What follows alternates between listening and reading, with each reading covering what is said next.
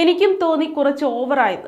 ആഡംബര നൗകയ്ക്ക് തന്റെ പേര് നൽകിയതിനെ കുറിച്ച് ആസിഫ്. ആഡംബര നൗകയ്ക്ക് നടൻ ആസിഫ് അലിയുടെ പേര് നൽകി ആദരിച്ച സംഭവം വാർത്തകളിൽ ഇടം നേടിയിരുന്നു. സംഗീത സംവിധായകൻ രമേശ് നാരായണനുമായി ബന്ധപ്പെട്ട വിവാദത്തിന് പിന്നാലെ നടന് പിന്തുണ അറിയിച്ചുകൊണ്ടാണ് ആഡംബര നൗകയ്ക്ക് നടന്റെ പേര് നൽകിയത്. ഇപ്പോഴിതാ സംഭവത്തിൽ പ്രതികരിച്ചിരിക്കുകയാണ് ആസിഫ്. വാർത്ത കേട്ടപ്പോൾ ഏറെ സന്തോഷവും അഭിമാനവും തോന്നി. എന്നാൽ കുറച്ച് ഓവറായി പോയില്ലേ എന്ന് തോന്നിയതായി ആസിഫ് പറയുന്നു. രമേശ് നാരായണനുമായി ബന്ധപ്പെട്ട വിവാദത്തിൽ വിഷയം പക്വതയോടെ കൈകാര്യം ചെയ്തുകൊണ്ട് എല്ലാവർക്കും മാതൃകയായതിനാണ് നടന് ആദരവും പിന്തുണയും അറിയിച്ചുകൊണ്ടായിരുന്നു ആഡംബര നൗകയ്ക്ക് നടന്റെ പേര് നൽകിയത്.